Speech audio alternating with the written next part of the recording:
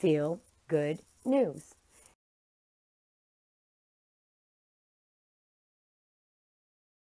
Lamaya Jabber is a generous Uber driver in upstate New York who helped a fast food employee who had been a passenger in her car after learning that she was waiting until Christmas to buy new clothes.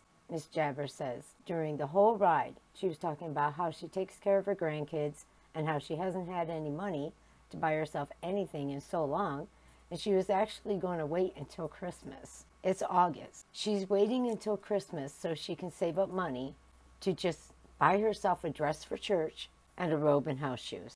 Hey y'all, we about to surprise somebody. I'll tell y'all why after. Hello? Hi, Diane. Hi. You remember me, Diane? Yes, I think so, honey. Right now I don't know. I probably do. Diane, so this morning I gave you an Uber ride to work. Oh, yes. And we had a conversation earlier. Yes, we did. And you said that you was waiting for Christmas so that you can get house shoes and some other stuff, right? Yeah. All right, so you don't gotta wait till Christmas, okay?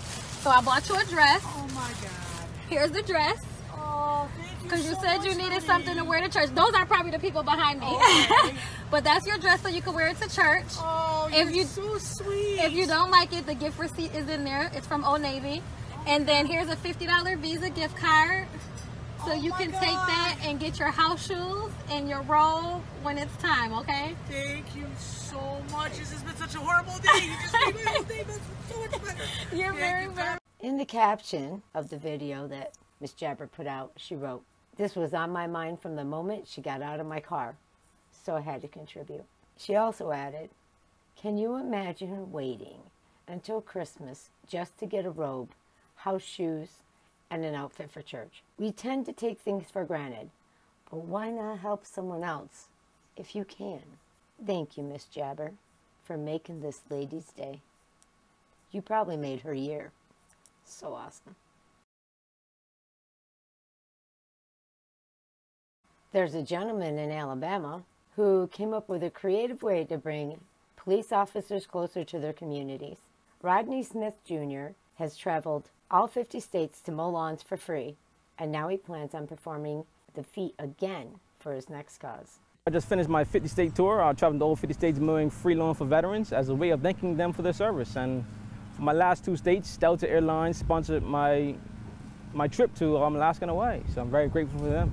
It was a beautiful experience just to meet all the different veterans in the different branches and hearing their stories. Some went to World War II, some went to Vietnam, some went to Afghanistan, and just hearing their, all their stories. It's kind of amazing. I believe if one serves their country, we should put them up here high. And I've come across so many veterans that struggle to get the lawn mowed, and that should be the least of a veteran's worries. He was inspired to begin a free yard mowing service in 2015 after seeing an elderly man cutting his lawn. The goal is to bring the communities together around those who serve and protect us, he said on Twitter. He even had a special police-themed lawnmower made. What I'm trying to do is, for this tour in particular, I'm trying to bring communities together. I'm trying to let people know that the police are there to protect and serve us, and there are so many good police officers out there. And next, we have, again, neighbors helping neighbors. Larry owns a 1,200-acre farm in Ritzville, but unfortunately, he has stage 4 skin cancer and can no longer work his fields. He says he was hoping he'd still be able to work, but things have been harder than he originally hoped. So when his neighbors started asking him whether I was going to be able to harvest like I did in years past, and I finally it's bittersweet, I had to tell him no. And that's all his neighbors needed to hear. Over the next few months, they came together and started gathering their supplies and getting all the help they would need. They were going to harvest all of Larry's field for him, doing 3 weeks of work in 1 day. We're going to get it done today, one way or the other.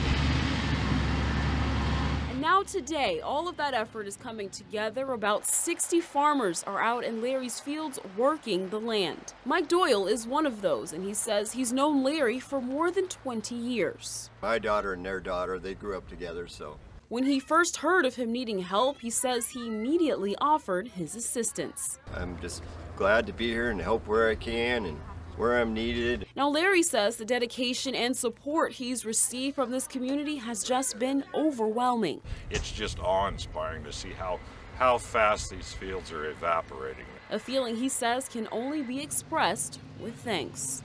Oh, just gratitude. It's not describable, the gratitude I have for what's going on today. That's amazing. You know, when all your neighbors get together, that is amazing. Next up, we're going to talk about a ketchup thief. Yes, a ketchup thief who karma paid back quickly. It's not often that a story involving petty theft ends happily, but after a sequence of unfortunate events, one thief felt so guilty they had to go and atone for their sins. The nature of the crime was swiping some ketchup bottles from a casual dining restaurant in New Jersey. While it arguably is not up there with Grand Theft Auto, it's still stealing. Stealing is stealing. Maria was recently closing up her restaurant for the day when she discovered a note outside their door, as well as 2 bottles of ketchup and receipts. And a note that said, "Dear Lacey, a few weeks ago I had taken one of your ketchup bottles off the table because for some odd reason I thought it'd be quote-unquote risky. I am as square as they come, and this is the worst thing I've done. Well, a few hours after I did it, someone crashed into my car. And since then, my karma, luck, and life have been crap. I hope returning 2 new bottles will restore some for me and I can stop carrying around this guilt. Again, I'm really sorry if I inconvenienced you the same way my life has been inconveniencing me. I'm sorry, from an awful person." While none of the restaurant employees noticed the missing bottles, the restaurant manager, Maria, was nonetheless touched by the gesture, and she even added that she would definitely consider hiring the culprit. She added, "If you do something like that, you're not an awful person. You're an honest person who just made a mistake." Okay, I'm going to end this here, and I will hopefully have another video in the next day or 2, and with some more feel-good news. Again, like, subscribe, let me know if there's anything in particular that you would like me to talk about, and I will happily do so. Thank you.